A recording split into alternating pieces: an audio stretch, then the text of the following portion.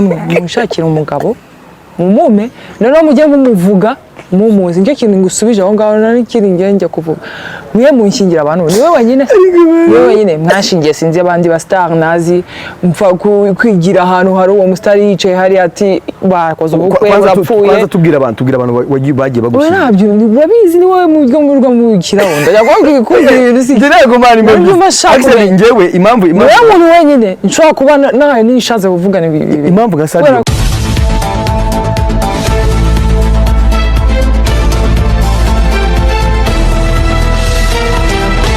amakuru meza ku bakunzi ba Kate Bashabe kuri uyu munsi akaba ari kuvugwa mu rukundo n'umwana wa perezida wo muri Afurika y'Amajyepfo. Kuri uyu munsi iyo nkuru yatangaje abantu benshi ndetse n'abantu benshi bayivuzeho cyane, gusa kuri uyu munsi amakuru meza kurenza yose nuko hagiye bari imyiteguro y'ubukwe kuri bo babiri.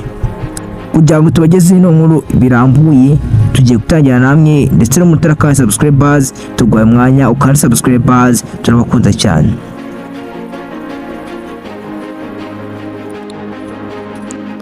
Kate Bashabe ni umukobwa udakunzwe kuvugwa mu rukundo cyane muri showbiz nyarwanda.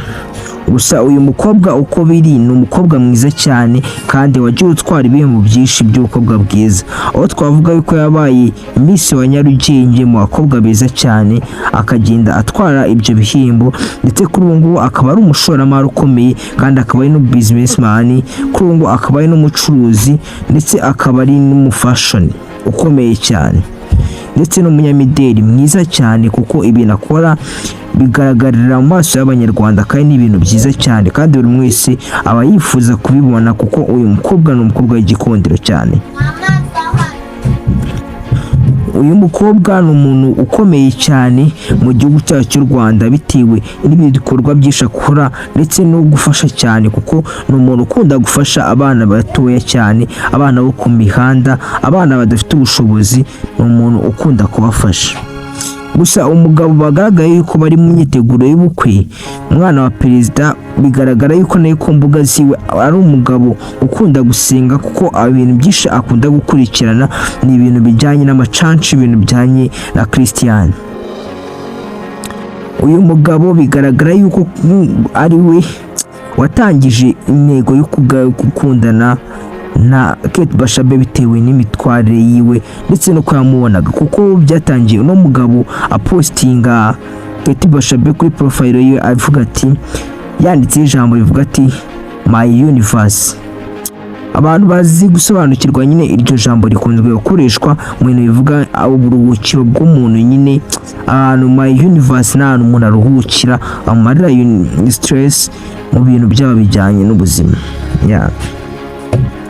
Kuri ubu ngubu Kate Bashabe akaba ari amakuru batashaka gushyira hanze vuba cyane byihuse, bitewe n'uko bari gukora ibintu byabo bukeya badashaka kubigaragariza abantu benshi. Kate Bashabe bino bintu ni umuntu utagize ushaka kugira ikintu yavugaho cyane, nk'uko abandi bantu benshi bahita basara iyo bakundana n'umuntu ukomeye nk'uko nguko bahita batangira kubivuga. Gusa uko biri binagaragara cyane uyu musore uri mu rukundo na Kate Bashabe niwe uri kwiruka muri ibintu cyane kuko nawe ari gutuma bigira ku itangazamakuru abigaragaza cyane. Kate Bashabe yaratuje, ibi bintu nta kintu ari gushaka kubivugaho, ari kubiturisha akicecekera. Gusa ibi bintu uko bigaragara ni ibintu bishimishije ku bakunzi ba Kate Bashabe, ko yari umukobwa wavutse mu 1990.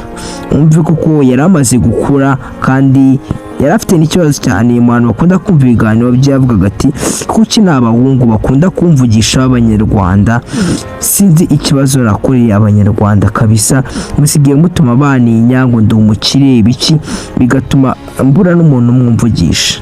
Ibyo bintu ni amagambo yivugiwe na Kate Bashabe ku giti cyiwe, ndetse ndabanyurizeho n'akavideo mu birebe.